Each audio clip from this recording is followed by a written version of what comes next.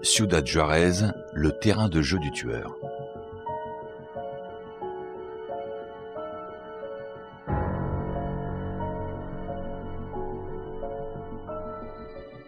Le prédateur.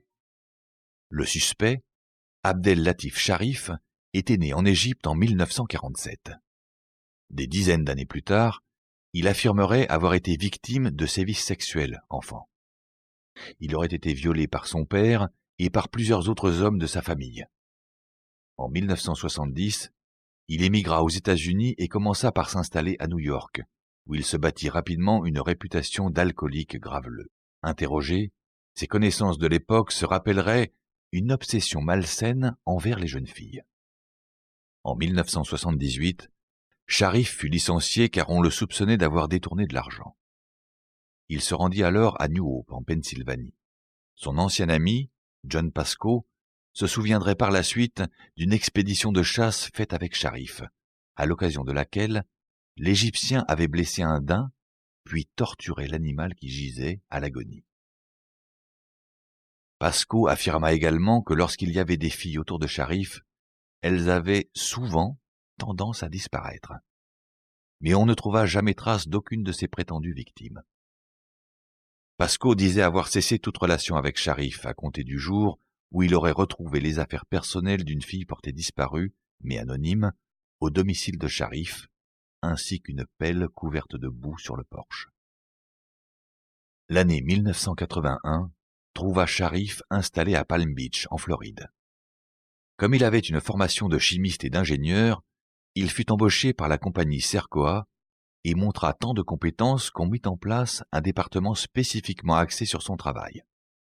Le 2 mai, il amena chez lui une jeune femme de 23 ans, la frappa et la viola de façon répétée, puis se fit plein de sollicitude et lui dit « Oh, je t'ai fait mal. Est-ce que tu penses qu'il va falloir t'emmener à l'hôpital ?» Sercoa paya grassement la défense de Sharif et dut recommencer en août lorsqu'il attaqua une deuxième femme à Palm Beach. Sharif eut un sursis pour le premier viol et ne passa que 45 jours en prison pour le second. L'année suivante, Sercoa finit par licencier Sharif car il leur revenait trop cher en frais d'avocat. Il s'installa alors à Gainesville, toujours en Floride, où il fut brièvement marié. Le divorce vint de ce qu'il battait son épouse jusqu'à l'assommer. Le 17 mars 1983, Sharif passa une petite annonce pour embaucher une bonne à tout faire qui serait logée sur place. Une femme de 23 ans répondit à l'annonce. Elle fut alors battue et plusieurs fois violée par Sharif qui lui disait « Je vais t'enterrer au fond des bois. Je l'ai déjà fait et je vais le refaire. » Il fut emprisonné sans caution et on le laissa attendre son procès derrière les barreaux. Sharif s'échappa alors de la prison du comté d'Alachua en janvier 1984, mais fut bientôt repris. Le 31 janvier 1984, il fut condamné à 12 ans de réclusion criminelle pour viol. Gordon Gorland, le procureur, promit aux journalistes que le jour où Sharif serait relâché, il serait intercepté aux portes de la prison et embarqué dans l'avion qui le reconduirait en Égypte. Mais lorsque Sharif sortit sur parole en octobre 1989, il ne fut pas expulsé. Il déménagea sur le champ à Midland au Texas et trouva un travail chez Benchmark Research and Technology. Son travail fut remarqué par le département américain de l'énergie qui fit son éloge. Il y eut une photographie de Sharif échangeant une poignée de main avec le sénateur Phil Gramm. En 1991, Sharif fut de nouveau arrêté, cette fois pour conduite en état d'ivresse. Cette arrestation évoqua son souvenir chez une de ses anciennes connaissances, qui informa la police des frontières que Sharif avait fui les procédures d'expulsion. Cela entraîna une longue série d'auditions.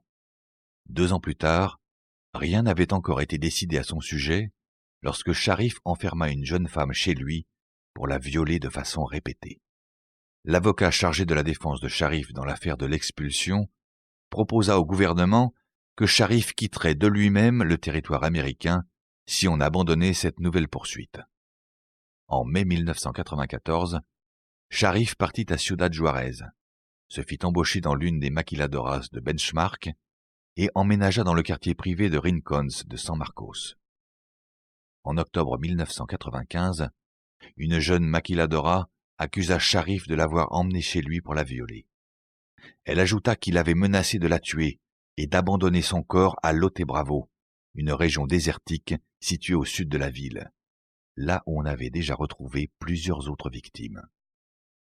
Ces accusations ne furent pas retenues, mais en attendant, les détectives avaient découvert que Sharif avait eu des relations avec Elisabeth Castro Garcia, 17 ans, qu'on retrouverait violée et assassinée en août.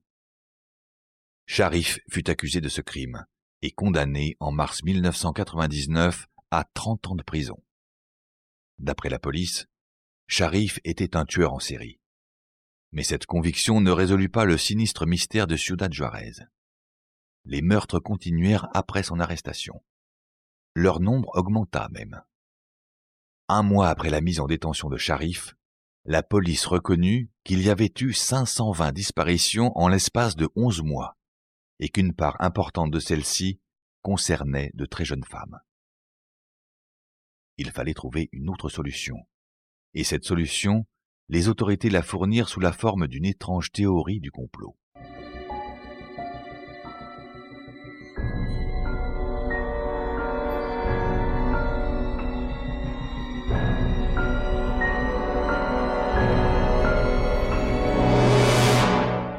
Los Rebeldes.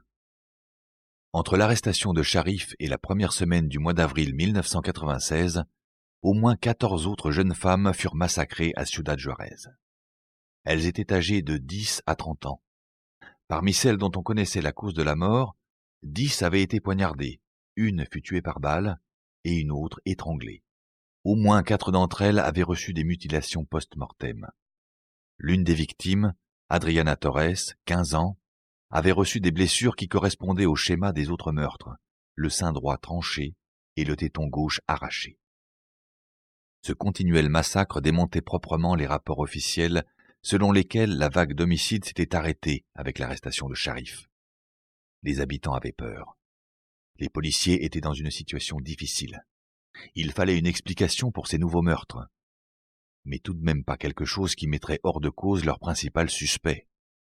Le 8 avril 1996 répondit à leurs attentes, avec la découverte du cadavre violé et mutilé de Rosario Garcia Lil, 18 ans. Parmi ceux qui furent interrogés dans le cadre de cette dernière affaire, figurait Héctor Olivares Villalba, qui faisait partie d'un gang de rue se faisant appeler Los Rebeldes, les rebelles. Pendant sa garde à vue, il déclara avoir participé au meurtre de Garcia le 7 décembre 1995. D'après lui, une demi-douzaine de membres de Los Rebeldes étaient aussi impliqués, dont leur leader, Sergio Armendariz Diaz, qui se faisait également appeler El Diablo. Fort des aveux d'Olivares, dont on devait dire plus tard qu'ils avaient été obtenus sous la torture, la police opéra une descente dans les boîtes de nuit de la ville et arrêta 300 personnes. On mit ainsi la main sur 9 rebelles. Armendariz, Juan Contreras Jurado, El Grande, Carlos Hernández Molina, Carlos Barrientos Vidales, Romel Cerniceros Garcia, Fernando Guermes Aguirre, Luis Adrade, José Juárez Rosales et Erika Fierro. Aux côtés d'Olivares, ces 9-là furent accusés d'avoir comploté avec Sharif pour obtenir sa libération en assassinant des femmes de la région, afin de faire croire que le véritable meurtrier courait toujours. La police affirmait que certains rebelles étaient allés rendre visite à Sharif en prison et avaient reçu de l'argent pour imiter les crimes. Juan Contreras déclara à la police qu'Armendariz l'avait envoyé chercher un paquet à la prison où Sharif était détenu. L'enveloppe contenait $4 000 en liquide. Il avait ensuite rejoint Armendariz et les autres rebelles pour remplir leur part du contrat, en violant et en assassinant une jeune fille du nom de Lucie. Contreras se rétracta un peu plus tard et on abandonna les poursuites contre Ceniceros, Fierro, Guermes, Hernandez et Olivares. Les autres furent écroués en attendant leur procès, ce qui peut durer très longtemps au Mexique. El Diablo fut condamné à plus de 6 ans de prison ferme pour avoir commandité le viol collectif d'un codétenu de 19 ans en février 1998. Les autres rebelles affirment tous avoir été torturés par la police. Certains portent des brûlures qui sont, d'après eux, les marques des cigares et cigarettes avec lesquelles on les tortura. Néanmoins, la version des autorités reste inchangée. Sharif et les rebelles auraient donc commis 17 meurtres de concert.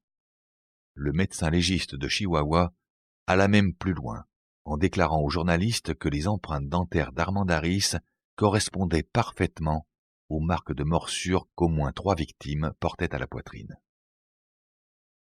Mais en 1999, un tribunal mexicain conclut que les preuves étaient insuffisantes pour condamner Abdel Sharif en tant qu'instigateur des crimes attribués aux rebelles. La police avait même admis les insuffisances de leur théorie avant ce verdict.